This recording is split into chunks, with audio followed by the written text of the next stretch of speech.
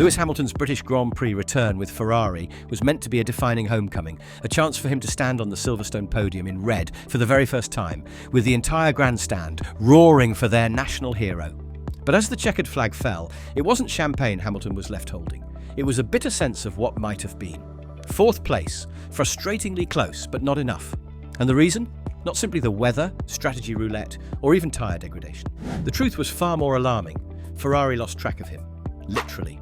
On one of the most technically demanding drying tracks of the season, where the crossover from intermediate tyres to slicks would determine everything, Ferrari was flying blind.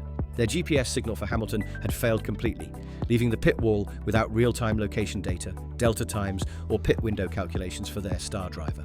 Imagine that! Silverstone at full intensity, clouds rolling in, every team making second-by-second calls, and Ferrari left to guess. This wasn't just a slip-up. This was a catastrophic systems failure in one of the most precision-dependent sports on the planet. And it happened at Lewis Hamilton's home race, right when everything was perfectly poised for a podium charge. How did a World Championship-winning operation like Ferrari find themselves racing blind at one of the most crucial moments of the season? Let's unpack exactly what went wrong. Because this was no ordinary pit strategy misfire. This was a technical nightmare. The key to understanding just how badly Ferrari was compromised lies in the precise nature of their data loss. In modern Formula One, GPS is not just a tracking tool, it's the backbone of pit wall strategy.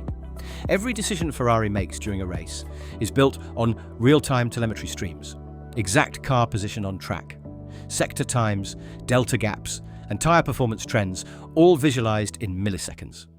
When Frederick Vasseur admitted post-race that Ferrari had lost the GPS of Lewis for the entire race, he wasn't describing a minor glitch, he was describing a total blackout. Without GPS, Ferrari couldn't calculate where Hamilton was relative to competitors like Nico Hülkenberg or Lando Norris. They couldn't monitor when his intermediate tyres were falling out of their operating window, nor could they accurately time when the track had dried enough for slicks. So when they brought Lewis in for dry tyres on lap 41, it was a best guess, not a precision call. The track was still too damp in critical corners, most notably at turn 3, and that's where Hamilton immediately lost precious time after his stop. The telemetry from Mercedes and McLaren, by contrast, showed they held back by just a lap or two longer, watching the track dry and their competitors struggle before committing to slicks. Ferrari couldn't see that.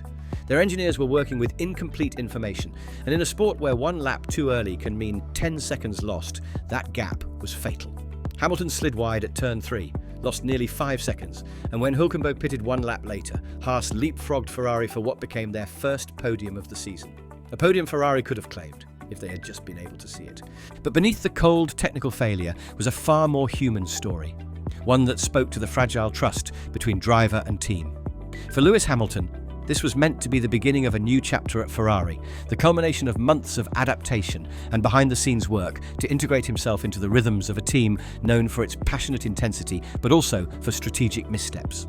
Coming into Silverstone, Hamilton had felt that momentum building, strong pace in practice, confidence in the car's balance, and a qualifying position that put him right in the mix for a podium on a tricky, weather-affected weekend. And yet, as the race unfolded, what Hamilton experienced from the cockpit was a creeping erosion of confidence. The calls from the pit wall lacked conviction. The timing felt wrong. The car was performing, but every time he tried to push, the conditions or the strategy seemed to push back harder. His radio message after the race was telling.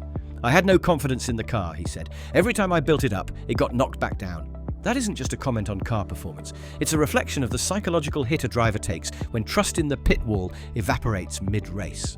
When Ferrari finally called him in for slicks, Hamilton followed the order, but with clear hesitation. From his seat, with rain still glistening off the curbs at turn 3, he must have sensed it wasn't yet time. But he trusted them. That trust cost him. Watching Hülkenberg's Haas snatch the podium right out from under him must have stung. But even more damaging is what this race might mean for Hamilton's confidence in Ferrari's decision-making going forward. And that could be the most lasting loss of all. The consequences of Ferrari's GPS failure at Silverstone don't stop at one lost podium. In a season where every point matters, and where Red Bull's dominance has begun to look vulnerable, even marginal losses can carry outsized weight in the championship fight. Before the British Grand Prix, Hamilton sat in 6th place in the drivers' standings, tantalisingly close to breaking into the top 5, and crucially, within striking distance of his own teammate Charles Leclerc. A podium finish would have netted Hamilton 15 valuable points and vaulted him into 5th overall, just ahead of Leclerc, signalling not just progress, but the possibility of becoming Ferrari's de facto team leader in the second half of the season. Instead, 4th place earned him 12 points, allowing Leclerc, who finished just behind him, to keep the upper hand in the standings. Those 3 points may seem trivial, but they represent far more psychological momentum, narrative control, and crucial leverage as the Scuderia shapes its development focus in the coming races. Ferrari itself lost ground to Mercedes in the Constructors' Championship as well, a gap that could prove decisive in prize money allocations and technical resource advantages under F1's cost cap era. In short, Ferrari's GPS malfunction didn't just rob them of a Silverstone podium. It subtly but significantly altered the trajectory of both Hamilton's and the team's championship campaigns. And with a tight midfield battle developing, these points could define their season's outcome. This wasn't the first time Ferrari has stumbled in the heat of battle at Silverstone, and it likely won't be the last. But what makes this particular failure so resonant is how it fits into a broader pattern that has haunted Ferrari for decades. Moments when technology, strategy, and execution have faltered precisely when it mattered most.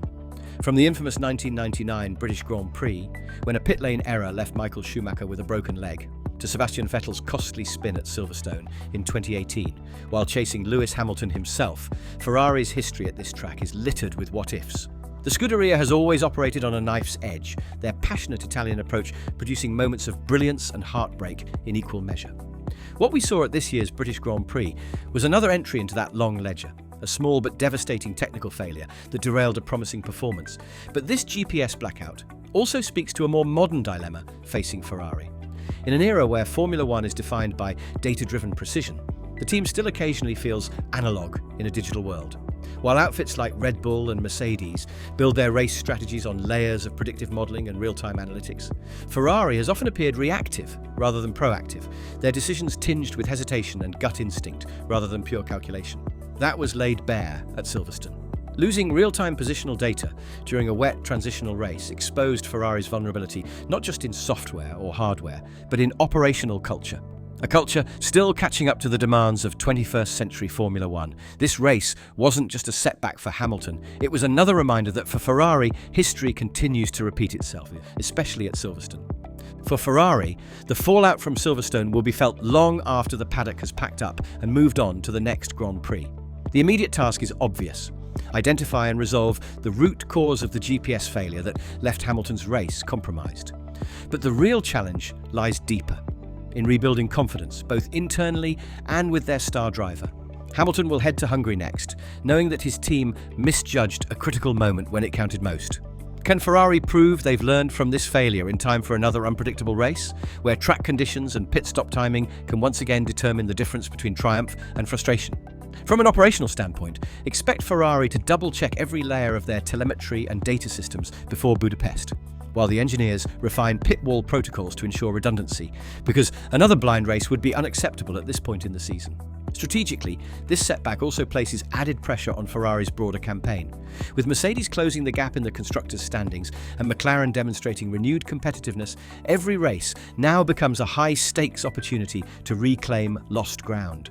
The psychological dimension can't be ignored either. How Hamilton processes this incident will shape his relationship with the Ferrari pit wall for the rest of the season. Trust is everything between driver and team, and Silverstone showed just how fragile that bond can be when technology falters.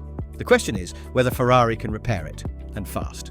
Beyond the immediate consequences for Lewis Hamilton and Ferrari's 2025 season, Silverstone's GPS failure hints at a broader issue that could define the team's long-term trajectory. In modern Formula One, success isn't just about building a fast car, it's about mastering an entire ecosystem of data-driven performance management. The teams that dominate today are those that combine mechanical excellence with digital precision, ensuring that strategy decisions are made with total situational awareness. What Silverstone exposed is that Ferrari still has work to do to fully integrate into that ecosystem. The fact that a critical system could fail and leave the pit wall essentially guessing underscores that this isn't just a hardware issue, but a structural one. Systems integration, backup protocols, and decision-making frameworks that must evolve if Ferrari is to return to being a consistent title threat. For Hamilton, this moment could become pivotal in his tenure with Ferrari. Drivers of his caliber expect not only a competitive car, but operational excellence. And Silverstone was a reminder that, right now, Ferrari is still working to close that gap. In the longer term, this incident may force the Scuderia to re-examine its entire race operations structure, potentially accelerating reforms that have been overdue for years. If they do, Silverstone 2025 could be remembered not just as a race lost, but as the moment Ferrari began transforming into a fully modern Formula One powerhouse.